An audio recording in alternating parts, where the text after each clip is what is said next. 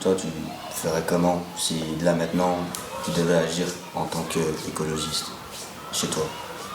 Dire c'est quoi l'écologie, c'est compliqué. Mais il n'y a pas grand-chose qu'on peut faire. Ça détruit tellement quand on ne se sent plus à l'aise à cet endroit. Pour moi, c'est même pas tellement vivre en accord avec la nature et tout ça, c'est juste essayer de... Enfin, qu'on casse pas tout, quoi. Bonjour à toutes et à tous. Aujourd'hui, nous avons le plaisir de recevoir Rachel et Odile, deux philosophes de la ASBL Young Thinkers. Bienvenue à toutes les deux. Pouvez-vous vous présenter et nous parler de votre ASBL Young Thinkers? Bonjour. Bonjour. Du coup, l'ASBL Young Thinkers, c'est une ASBL qui est un réseau de jeunes philosophes qui ont fait à un moment donné des études en philosophie et qui animent des ateliers philo dans des contextes différents, avec des publics différents. Notre but, c'est vraiment de faire de la philosophie pratique qui va à la rencontre de publics en dehors de l'université et d'apporter les outils de la philosophie sur des questions qui sont concrètes pour les publics qu'on rencontre. Et là, du coup, on a animé un cycle de 3 ateliers sur le thème de l'écologie avec des classes de 5e, 6e de 6 écoles bruxelloises différentes. Et c'est de ça qu'on vient parler aujourd'hui. Et donc, dans les auteurs qui nous ont pas mal inspirés, je crois que le premier auteur qui est apparu, c'est Baptiste Morisot. Baptiste Morisot, qui est un philosophe français, qui a écrit 2 livres, qui a écrit plein de livres, mais qui a écrit 2 livres dont on s'est beaucoup inspiré. Un qui s'appelle Piste animale et un qui s'appelle Manière d'être vivant. Concrètement, il est professeur et à côté de ça, il a l'air d'avoir un hobby qui le passionne et qui le stimule en fait au niveau de la pensée, qui est celui de partir en randonnée pour pister des animaux et pour pister des loups. Pister des animaux, mais spécifiquement aussi des grands prédateurs. Voilà. Des animaux qui mangent des humains, qui peuvent manger des humains. Ah d'accord. Ça a l'air d'être son angle. Son angle. Et donc du coup, il a beaucoup travaillé en fait sur toutes les questions de philosophie de la nature. Mais le problème, c'est que la philosophie de la nature bute en fait souvent aussi à certains endroits. Et donc de nouveau, lui, il est sorti en fait de la théorie pour aller se confronter aux vivants. Et dans son ouvrage Piste animale, justement, il pose la question de qu'est-ce que c'est en fait que pister. C'est quoi ce truc en fait?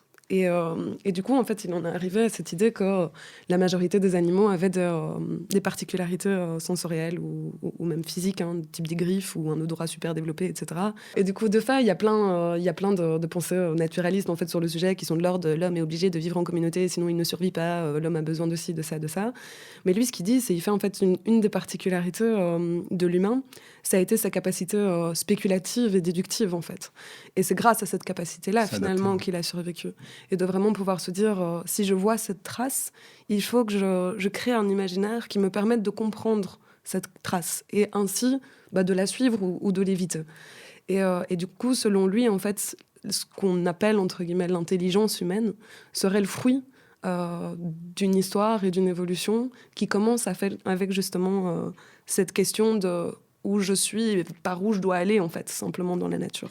Et cette capacité d'analyser son environnement et de développer un genre de rapport d'empathie envers les autres trucs qui y vivent. Si je vois une trace, ou si je vois une crotte, ou si je vois un arbre qui a été griffé, son postulat, c'est de dire l'humain a la capacité de voir cette trace et de se dire quelqu'un est passé par là, qu'est-ce qu'il voulait, qu'est-ce qu'il est venu chercher, peut-être qu'il avait peur, est-ce qu'il avait besoin d'eau. Et donc tous ces raisonnements-là font l'intelligence humaine, en tout cas font une grande partie de ce qui est spécifiquement humain pour lui. Il raconte ce moment où il va pister un loup et il raconte en fait justement qu'il rentre en résonance avec ce loup, qui commence à vraiment essayer de saisir combien est-ce qu'ils sont, vers où est-ce qu'ils se dirigent, est-ce qu'ils ont peur de lui ou pas, etc. Et de vraiment en fait sentir au sens littéral du terme qu'il y a des relations interespèces. Même si la relation n'est pas... même si on ne va pas parler à un loup, il est en relation avec le loup juste en le pistant. Et le loup sait très bien qu'il est pisté. Et du coup, il dit en fait qu'il se rend compte de ça. Et dans cet ouvrage, justement, il parle du coup de cette espèce de nécessité intrinsèque à la nature d'être diplomatique, quoi. Toutes les espèces vivent sur un même territoire et vivent en diplomatie. C'est pas de la guerre de tous contre tous, et c'est pas de la paix, et c'est pas de l'entraide. Pour lui, c'est de la diplomatie interespèce. Alors, on n'allait pas pouvoir vraiment envoyer les élèves dans les Pyrénées pour aller pister des loups parce que logistiquement, c'est compliqué à faire sur 2 heures de cours. Mais on s'est dit qu'on allait utiliser cet imaginaire pour quand même aller rechercher les manières dont on est en lien avec cette nature. On a présenté ça de manière un peu comique aussi, un peu fantastique dans un conte en disant que puisqu'on n'était pas vraiment au sommet d'une multinationale ou qu'on n'était pas vraiment des gens qui siégeaient à la COP26 ou ce genre de choses, finalement, en tant qu'élève du secondaire, peut-être la meilleure chose à faire, ce serait d'essayer de trouver ce loup blanc magique qui vivrait dans les Pyrénées et qui aurait une moustache magique qui permettrait de résoudre tous les problèmes. Parce qu'au point où on en est, peut-être que raconter, d'ajouter un peu de narration à ça, c'est pas perdu. Et donc on a lancé les élèves sur la piste de ce fameux loup blanc qui vivait dans les Pyrénées, avec cette consigne de dire mais comment est-ce que vous vous y prenez. Donc on a divisé les classes par petites tables de 4-5 élèves, et chaque petit groupe de 4-5 élèves devait raconter, imaginer comment est-ce qu'ils s'y prendraient pour aller rencontrer ce loup. Peut-être on peut laisser les élèves en parler eux-mêmes. En fait, on avait pisté le loup, c'était plus pour se mettre à la place de l'animal et rentrer plus en profondeur sur le rapport que les humains ont avec les animaux. Ça nous a permis d'être conscients du fait que on ne connaît pas très bien, on n'a pas connaissance du comportement du loup ni de son environnement. Ça nous a fait sortir de notre zone de confort parce qu'on n'est pas en osmose avec la nature. On a vu qu'on rentrait principalement dans un rapport de force avec l'animal quand on essayait de le pister.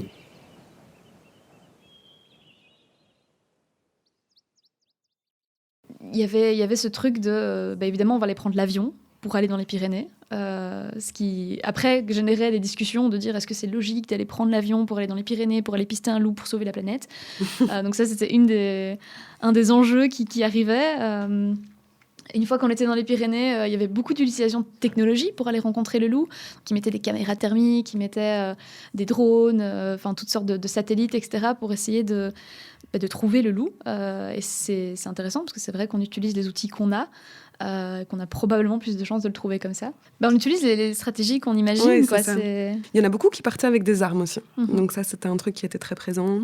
Mais beaucoup aussi des armes, des fléchettes qui endorment le loup parce qu'ils ne voulaient pas forcément le blesser. En tout cas, c'était... Il y avait des pièges aussi, donc un gros trou avec des feuilles dessus. Comme ça, le loup tombe et on n'a qu'à lui arracher ses moustaches. Puis ce qui était intéressant, c'était de voir en fait qu'à chaque fois, les imaginaires, donc on a entendu avec les élèves beaucoup parler des rapports de force, etc. Il y a vraiment, genre dans toutes les classes, ce truc de on va l'amadouer, être gentil et lui demander sa moustache. Et puis un autre groupe qui était là en mode on va le tuer et choper toutes ses moustaches. Et du coup, c'était drôle de voir que dans la majorité des groupes, il n'y avait pas de consensus en fait sur la stratégie, mais ces rapports de force en fait qui étaient extrêmement divergents et qui disent beaucoup du paradigme de pensée dans lequel on est. Étaient toujours en présence en fait, sans qu'on les pousse forcément à aller là-bas, vu qu'on leur demande juste de pister un loup. Il y a une classe qui disait par exemple qu'ils allaient amadouer le loup en lui offrant un enfant, parce qu'un enfant c'est tellement innocent que finalement évidemment il va rien lui arriver, et que le loup face à l'enfant sera évidemment attendri et aura envie de coopérer avec nous. Et donc cette idée que si on arrive vers le loup en étant méfiant, on va créer la méfiance, alors que si on y va en étant extrêmement poli et gentil, le loup comprendra et voudra nous aider. Donc, mais cette idée de diplomatie interespèce, c'est d'imaginer que les espèces sont naturellement dans des dispositions diplomatiques les unes envers les autres, et que si on demande gentiment avec un tribut, le loup va être sympa avec nous. Il y a aussi du coup des groupes qui ont plus pris le pli de eux-mêmes s'ensauvager, en tout cas, de prendre un mode de pensée sauvage, et se sont dit, si on arrive dans les Pyrénées et qu'on a des drones et des pièges, etc., en fait, on ne va pas comprendre le loup. Et donc, ils se sont, finalement, de manière très similaire à Morisot, ont pris le pli d'aller observer leur environnement. Ils ont dit, nous, on va habiter là pendant des mois pour essayer de comprendre la forêt, pour voir c'est quoi les points d'eau. Et peut-être après longtemps, on finira par voir les traces du loup. Et vu qu'on sera là pendant longtemps et qu'on n'aura plus d'odeur de la ville, etc., en fait, il nous considérera comme membre de son environnement, et on finira par réussir à l'approcher. Donc ça, c'était vraiment des stratégies qui développaient cette intelligence. Il faut rentrer dans l'écosystème et dans le territoire du loup pour pouvoir rencontrer le loup vraiment, quoi. Il y a très peu, ou voire aucune des classes, en tout cas il y a très peu, enfin moi j'ai pas vécu de classe dans laquelle les élèves imaginaient qu'ils auraient peur du loup. Il y avait toujours une rencontre très amicale, coopérante, ou bien violente, hein, si on utilisait des armes, etc. Mais ils s'imaginaient jamais avoir peur. Et je trouve ça intéressant de mettre ça en contraste avec justement ce que dit Baptiste Morisot. Parce que Baptiste Morisot, quand il témoigne de ses pistages, de ses expéditions dans lesquelles il va à la rencontre des grands prédateurs, lui, il parle de la peur. Il parle du fait Il les a vraiment rencontrés, lui, les grands prédateurs? Oui, c'est juste une métaphore? Non, quand on dit qu'il a été pisté des gens, des prédateurs, il a été pisté des prédateurs. Et on peut écouter un petit extrait de Morisot qui en parle lui-même et qui dit que la première émotion, l'émotion la plus forte qu'il garde, c'est vraiment d'être terrifié, en fait, face à un animal qui vous rappelle qu'en fait, vous êtes aussi de la viande. Le souvenir le plus marquant dans ces séquences de pistage, c'est peut-être la première fois que je suis tombé sur un loup. Je vois quelque chose qui monte sur moi à toute vitesse, et très silencieux, alors qu'autour il y avait tous les chiens de protection qui hurlaient. Et je le vois à peine, il s'arrête à 30-40 mètres de moi et on se fixe quelques secondes. Et ensuite il disparaît. Et ce qui est drôle, c'est que ce qui me vient à l'esprit à ce moment-là, c'est on s'est rencontrés d'homme à homme, ce qui est parfaitement absurde. Et j'essaie de comprendre pourquoi j'ai eu ce sentiment-là. Et une des raisons, c'est parce que c'est vraiment rencontrer un animal sur son trajet propre. C'est-à-dire que c'est pas moi qui ai commandé la rencontre, j'ai plutôt l'impression que c'est lui qui m'a rencontré. La rencontre avec des animaux potentiellement mangeurs d'hommes, ça a un effet philosophique assez profond qui est que ça nous rappelle qu'on est aussi de la viande. Et en fait, ce qui m'intéresse dans cette affaire, c'est que je crois qu'on est une civilisation qui a essayé d'occulter le fait qu'on est aussi de la viande. Parce que c'est une manière de nous faire croire qu'on s'est extrait du vivant, qu'on s'est extrait des écosystèmes. Et l'idée assez simple, c'est que si vous êtes un mangeur, si vous mangez tous les autres vivants mais que vous n'êtes mangé par personne, vous acquérez par là une position d'exceptionnalité à l'égard du vivant. Morisot qui parle de sa rencontre avec un loup et avec un grizzly et de la trouille que ça provoque. Et que c'est intéressant de mettre en lien avec la manière dont nous, on se l'est imaginé dans les classes avec les élèves, en n'ayant pas ces affects parce qu'on n'avait pas le loup en face de nous. Donc c'est aussi un peu les limites de l'imaginaire à ce niveau-là. Mais l'imaginaire nous a permis quand même d'identifier le fait qu'on manquait profondément de connaissances de ces animaux, de la nature, de ces environnements qui ne sont pas les nôtres. Et nous, citoyens de Bruxelles, en fait, on n'a pas beaucoup d'outils pour aller à la rencontre de la nature. Or, pour pouvoir entrer dans une relation interespèce avec ces différentes espèces qui peuplent notre monde, ça impliquerait de développer aussi des connaissances particulières. Donc, on a demandé aux élèves est-ce que les Pyrénées, c'était chez eux? Est-ce que c'était leur territoire? Est-ce qu'ils avaient les codes? Et puis, ils étaient là en mode non. Et du coup, on enchaînait sur du coup, c'est où chez vous? Et c'est où que vous avez les codes? Étymologiquement, le mot écologie vient de oikos logos, donc c'est ces deux mots grecs, qui signifient logos, c'est le discours, la science d'eux, et oikos, ça signifie maison, chez soi, là où on habite. Et donc, étymologiquement, écologie, c'est le discours sur là où on habite. Revenir à l'étymologie et à la racine du mot nous a permis aussi de trouver un autre angle pour parler d'écologie. Et donc, on leur a demandé aux élèves, c'est où chez toi? Alors pour moi, l'oikos, c'est le fait de se sentir chez nous. Donc quand je dis chez nous, c'est dans le sens un endroit où justement on se sent bien, ou juste des éléments qui font qu'on arrive à retrouver certains repères. Donc ici, nous avons parlé de la famille, la sécurité, la langue, et surtout que la maison, c'est un endroit marquant où en fait on se sent bien, on se sent à l'aise en fait. C'est-à-dire notre famille, oui. Qu'il n'y a pas une barrière de la langue, même si dans la nature il n'y a pas vraiment de barrière de langue, qu'on est un minimum en sécurité, mais c'est là où du coup c'est compliqué dans la nature. Ouais. Il y a des animaux sauvages, il y a différents trucs. Et c'est plus dur d'accéder à nos besoins primaires dans la nature que dans notre habitat actuel, on va dire. C'est plus un sentiment, quoi, une zone de confort. Alors que là, on parle littéralement de territoire, tu te sens chez toi. Oui, vas-y. Ça veut dire à l'école, tu te sens chez toi? Parce que ça dépend, c'est par exemple j'ai l'habitude, du coup je sais que je suis... Donc ça veut dire en un mois, si tu viens d'arriver dans une école, en un mois tu vas tous les jours à 8h à l'école, tu te sens chez toi? Bah non, pas forcément, mais c'est une habitude, quoi. Tu dois sentir l'habitude. Et là on parle de territoire, par exemple, que t'as ta place, quoi, pas juste une zone de confort, faut pas confondre les deux. C'était intéressant parce que donc, tous ces critères viennent de discussions assez longues finalement sur c'est où chez toi, est-ce que tu te sens chez toi à l'école, est-ce que tu te sens chez toi dans ta chambre ou dans ta maison, est-ce qu'il y a des plus différentes échelles de chez soi, jusqu'où tu te sens chez toi, est-ce que tu te sens chez toi dans ta rue, dans ton quartier, ah non mais si je vais en fait dans tel autre quartier, là c'est clair que c'est plus chez moi parce qu'en fait les voitures sont pas garées pareil et c'est pas les mêmes gens. Ouais, il y avait des choses aussi qui étaient très sensorielles et qui étaient assez intéressantes. C'était aussi le rapport aux odeurs. Et je pense qu'on en a déjà tous fait l'expérience. Les habitudes, en fait. Ouais. Mais c'est pas les habitudes, c'est vraiment de pouvoir les yeux bandés, savoir si t'es chez toi ou pas, parce qu'en fait, il y a cette odeur qui te rappelle que t'es chez toi. Donc il y avait ça qui revenait aussi. Il y avait un rapport, moi j'ai trouvé ça assez intéressant, il y avait une classe qui parlait beaucoup du rapport au style. Et du coup, pas forcément style vestimentaire, mais le style d'être dans nos rapports, typiquement la gestuelle, la façon de poser le langage, la façon de s'habiller, la façon de rentrer en relation, etc. C'est vraiment ce truc de, pas forcément une habitude, mais là, je me sens appartenir à quoi. Mais ça nous place loin de l'écologie, tout ça. Non, mais en fait, ça nous plaçait pas du tout loin de l'écologie parce que justement, dans une dynamique d'essayer de poser un diagnostic, il fallait qu'on admette que, en fait, non, la nature, je sais pas, chez nous.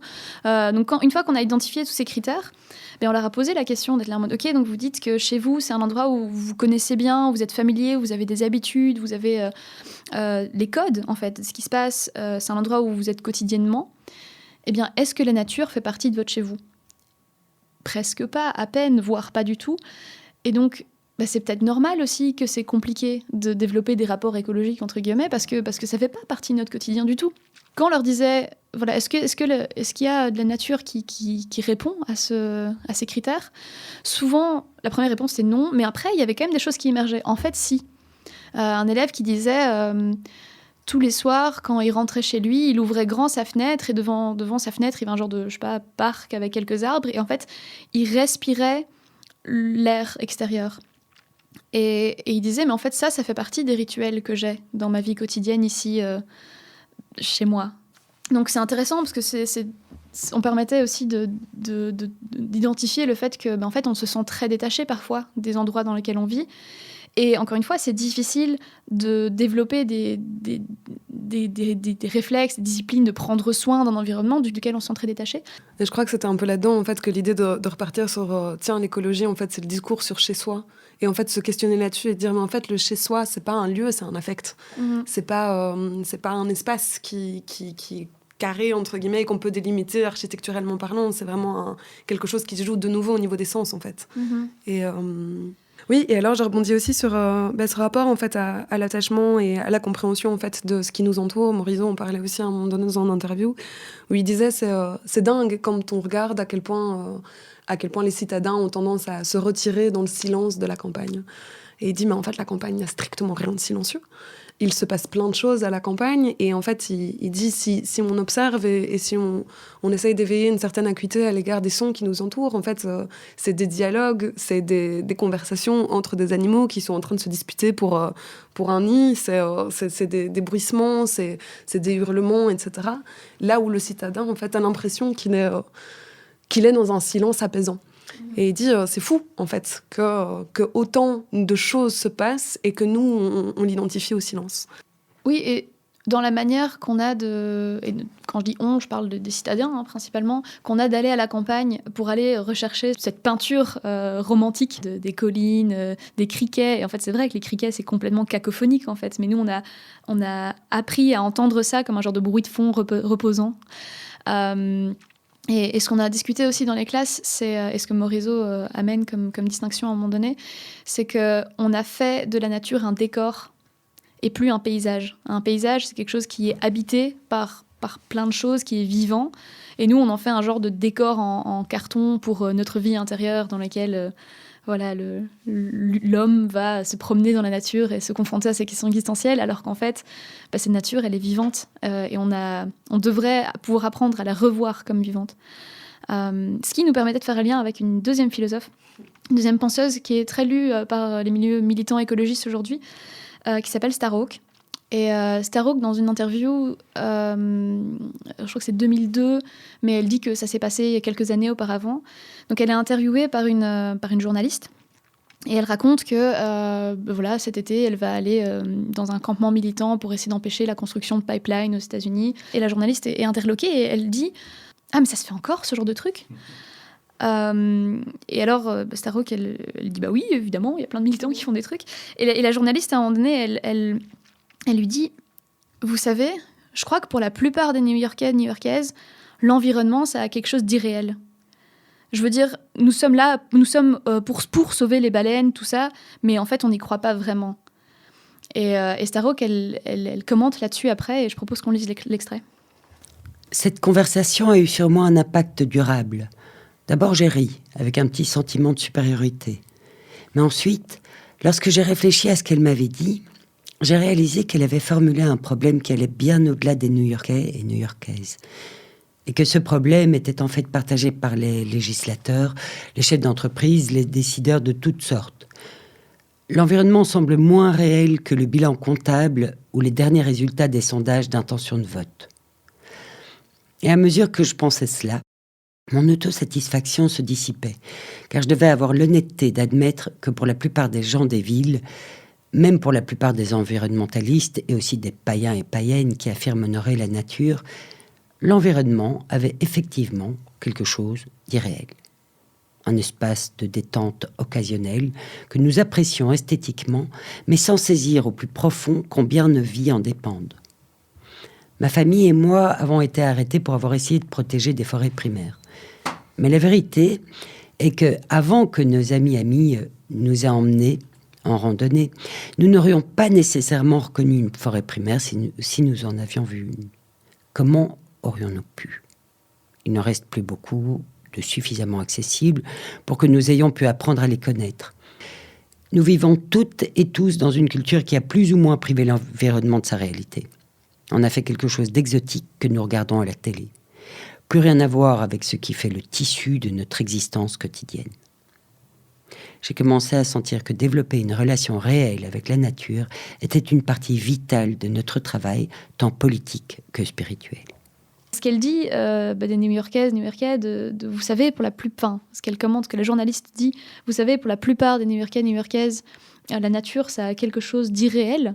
Je crois que c'est très vrai pour les Bruxellois aussi. C'est très vrai pour nous aujourd'hui. On doit admettre que c'est pas quelque chose, c'est rarement quelque chose qu'on fréquente. Et on n'a pas suffisamment d'ancrage avec justement tout ce paysage dans lequel on habite pour pouvoir y prêter une attention quotidienne et naturelle. En fait, si c'est pas un geste volontaire, une forme de discipline qu'on s'impose, en fait, tous ces éléments-là deviennent invisibles pour nous. C'est une question d'éducation, j'ai l'impression aussi, c'est d'être sensible un peu. Je me demande si c'est pas des choses qu'on peut apprendre justement à apercevoir ou...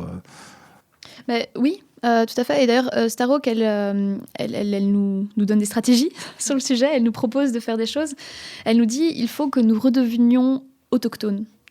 Autochtones, c'est des gens qui sont liés à un territoire. Prendre racine, quoi. Prendre racine, tout à fait.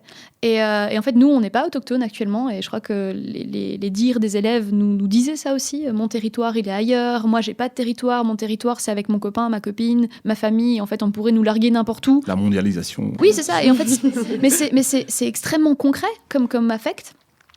Et Starhawk, elle nous dit, il faut qu'on puisse s'attacher à un territoire. Pour l'atelier 3, on a voulu interroger vraiment ce que l'écologie pouvait avoir d'un phénomène de mode, des discours qui sont attendus, d'une forme de reproduction de ce qu'on est supposé faire, et finalement de tous ces comportements qu'on a juste pour se donner bonne conscience, mais qui n'ont absolument, qui ont peu d'intérêt en tout cas. Alors pendant qu'on discutait, on parlait un peu dans la préparation des ateliers. Donc je rappelle que ce cycle a été créé par plusieurs philosophes membres de l'ASBL. Donc tout ce déroulement a été discuté longuement entre nous. On a amené nos références, etc. Et donc on se retrouvait à parler des documentaires qu'on avait vus, des choses qui nous avaient interrogés, stimulés là-dessus. Et puis dans l'une de ces discussions, à un moment donné, quelqu'un s'est exclamé mais en vrai, au fond, qu'est-ce qu'on en a à foutre des ours polaires ? Et c'était une forme d'exclamation honnête, quoi. C'est vrai, en fait, on est tous supposés faire semblant qu'on en a quelque chose à foutre des ours polaires, mais en vrai, est-ce qu'on en a vraiment quelque chose à faire ? Donc, c'est une question qu'on a posée presque telle quelle aux élèves dans l'atelier 3. Dire, en vrai, qu'est-ce que vous en avez à faire des ours polaires ? Et on a essayé de vraiment aller rechercher, c'est quoi les vraies raisons ? Pas juste dis ce qu'on attend de toi parce qu'on est dans un cycle d'écologie où il faut qu'on dise qu'on en a quelque chose à faire. Non, vraiment, c'est quoi les arguments ? Qu'est-ce qu'on a à faire des ours polaires ? Enfin, déjà, la raison pour laquelle on a l'impression peut-être de pas être intéressé par les ours polaires, surtout qu'ils sont loin, etc., et qu'ils ne sont pas vraiment connus et tout ça. Mais je trouve que la raison pour laquelle on doit faire attention à eux, c'est qu'en fait, c'est les témoins. C'est en fait des témoins par exemple, du réchauffement climatique, etc. En fait, quand on prend le cas des ours polaires, c'est pour généraliser, puisque qu'est-ce qu'on en a à foutre des ours polaires, c'est pas que ça, parce que ça montre que par l'intermédiaire des ours polaires, on peut voir qu'il y a des répercussions sur nos actes. On a aussi parlé du fait que souvent l'homme attend que les choses dégénèrent avant de réagir. Par exemple, maintenant, du point de vue des ours polaires, on ne va pas les aider maintenant, on va d'abord attendre que les choses dégénèrent. C'est toujours comme ça que ça fonctionne. Mais je pense plutôt que le problème des ours polaires et des animaux en voie d'extinction, c'est plutôt une question de cohabitation et de symbiose avec ceux-ci en fait. L'empathie, c'est pas le plus important dans cette question-là, c'est plus le fait qu'on voit s'approcher petit à petit. Par exemple, le fait que les singes, qui sont depuis toujours nos frères, etc., disparaissent petit à petit, c'est comme si on voyait le danger s'approcher de nous.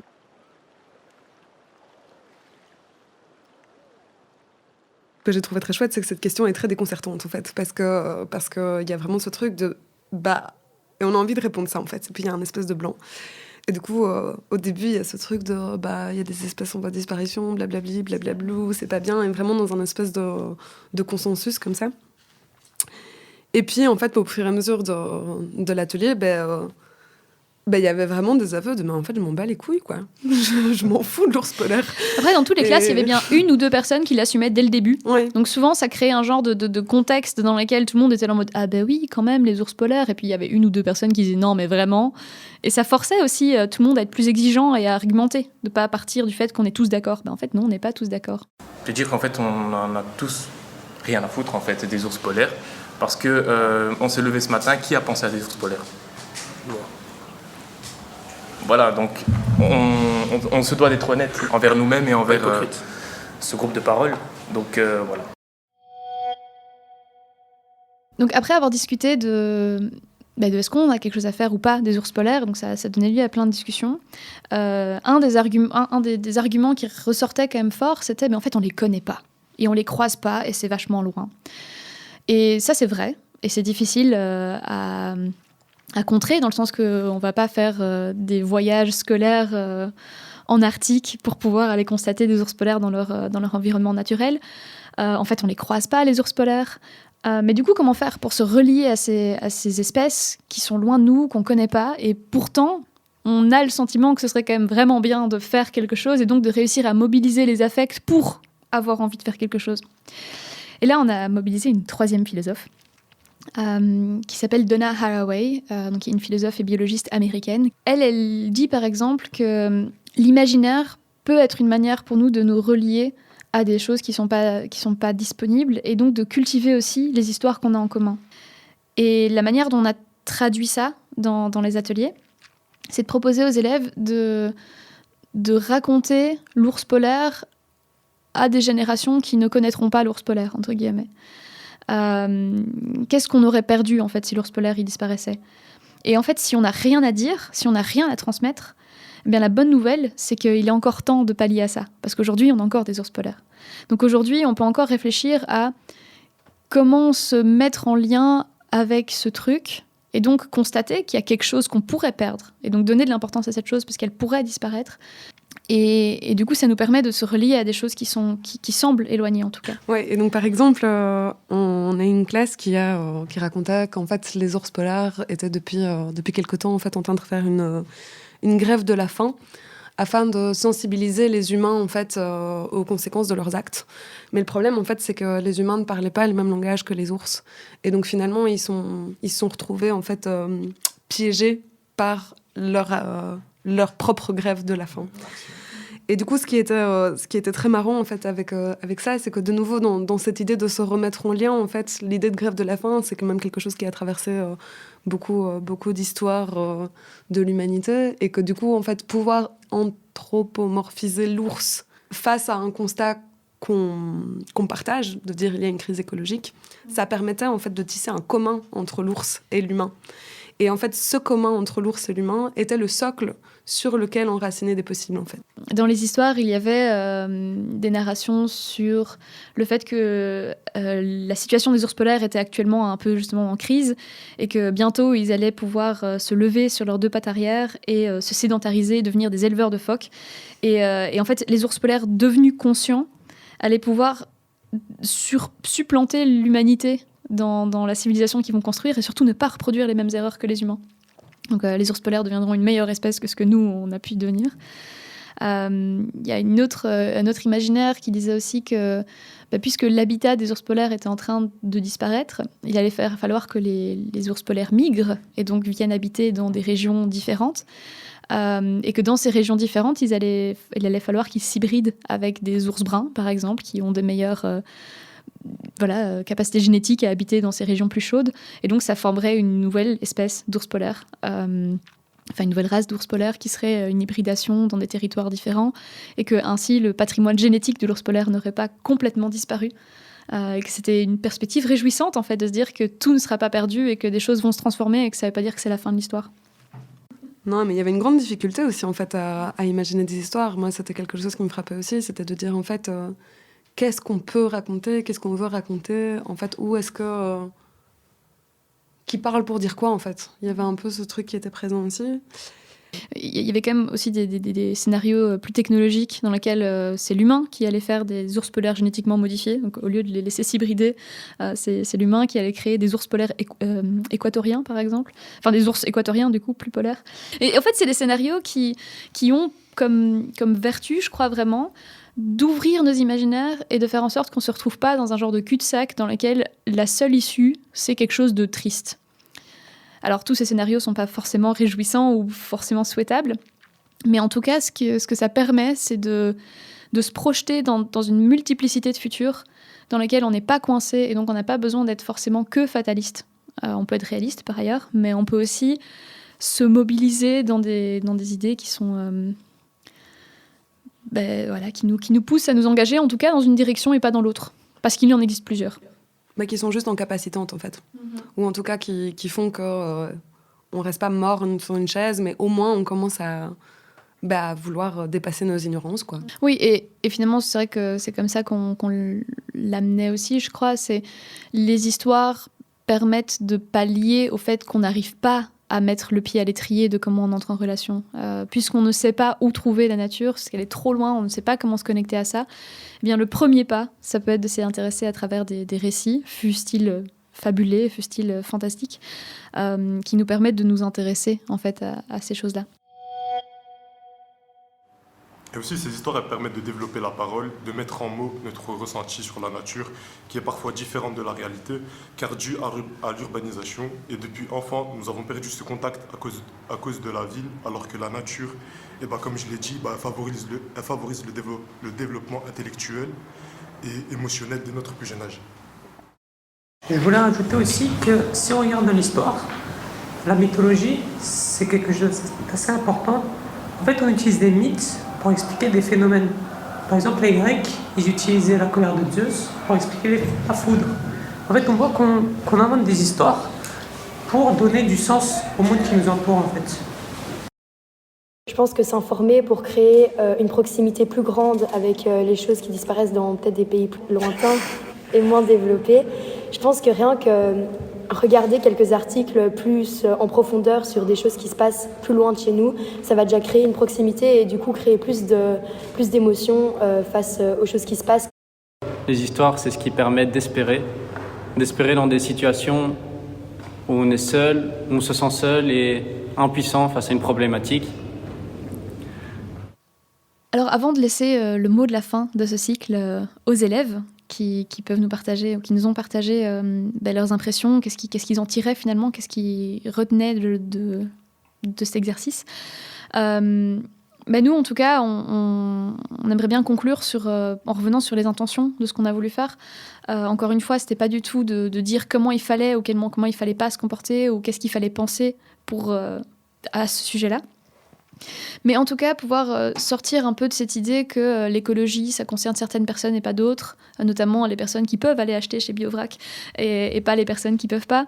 Donc c'est pas un mode de consommation particulier, mais en tout cas c'est ce qu'on a essayé de développer dans cet itinéraire philosophique, que l'écologie c'est une histoire de lien, d'attention, de disponibilité, de résonance, de relation à son environnement, et que ça implique pour entamer un processus de se poser la question sur quoi un comportement écologique, de se poser la question de où est-ce qu'on habite nous, qu'est-ce qui nous importe nous, à quoi est-ce qu'on se sent relié, qu'est-ce qui nous tient, ce à quoi on tient, et de pouvoir du coup sortir du cynisme et des grands discours et des phénomènes de mode et parfois aussi de l'hypocrisie qui accompagnent tout ce phénomène, tout ce sujet, pour revenir à quelque chose de réel, de concret, et qui vient nous chercher chacune dans notre quotidien à nous, quoi. Ouais, ou pour le dire avec des mots peut-être un peu plus philosophiques et jargonneux, c'est vraiment pouvoir dire en fait que l'écologie, c'est un ethos plus qu'une idée, en fait. Ethos étant une manière d'être. Oui, un rapport à soi et au monde. Et en fait, je pense que de prendre ce biais-là pour penser l'écologie, ça permet en fait de se resituer en étant en capacité, en fait. En ayant une puissance, non pas d'agir, mais une puissance d'être. Et de ce fait-là, en fait, ça permet aussi d'éviter ce stigmate, ce rapport au c'est bon, c'est pas bon, de lui plus que machin, etc. Et d'être moins dans des rapports de comparaison, en fait, mais vraiment plus dans un rapport de soi à soi, de qu'est-ce qui me semble juste là où je suis, quoi. Mm-hmm. Et pour peut-être clôturer, finir sur une citation qu'on trouve aussi dans le livre de Starhawk. Pour aimer la Terre, nous devons d'abord la connaître, et lorsque nous la connaîtrons, nous pourrons construire un monde meilleur. Voilà, parole aux élèves pour les mots de la fin. Il faut se dire que dans tous les cas, l'écologie, ça passera de manière durable, ça passera par une refonte de notre système économique, parce que c'est clair que dans le capitalisme, le monde qui est ouvert, sans frontières aujourd'hui, c'est impossible d'être dans un modèle écologique, quoi.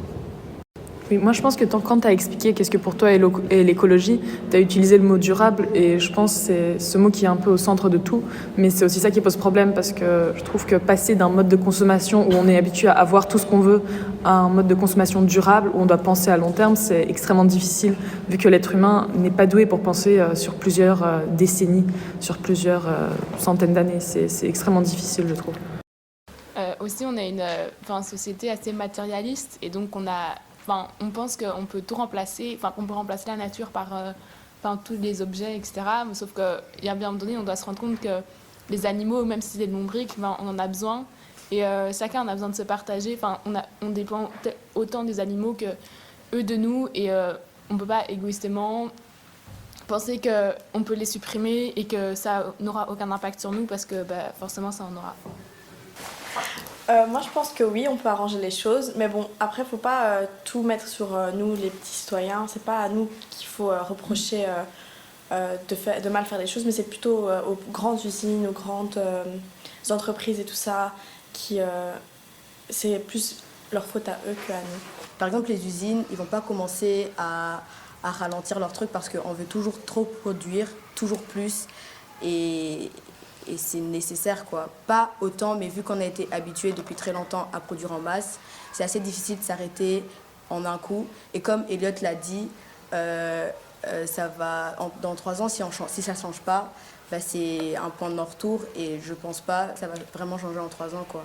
S'il n'y a pas vraiment un changement au niveau de la société, je pense qu'on n'arrivera pas forcément à une solution. C'est que s'il y avait une révolution écologique, je pense qu'elle passerait par notre génération. Parce que comme on l'a dit avant, c'est l'impression que j'ai, on est beaucoup plus touché par l'écologie, tandis qu'elle devrait en fait passer par les générations d'avant. Nous tenions à remercier les élèves de l'Athénée royal de Kuckelberg, de l'Institut Dame de Marie, de l'Institut Cardinal Mercier, de l'Institut de l'Enfant Jésus, l'Institut Saint-Boniface et l'Institut Saint-Luc pour leur participation. À remercier aussi les animateurs ayant participé à ce cycle, donc Maë, India, Thomas, Magid, Irène, Léa, Fanny, Ruby. Nous tenions aussi à remercier la communauté française et le ministère de l'Enseignement qui ont soutenu le cycle, ainsi que Caroline pour la coordination de ce dernier. Et nous tenions à remercier Lucas, Rachid et Radio Vablut pour leur accueil. Je me permets également de vous remercier chaleureusement, chers Rachel et Odile, nos deux philosophes, pour leur précieuse lumière.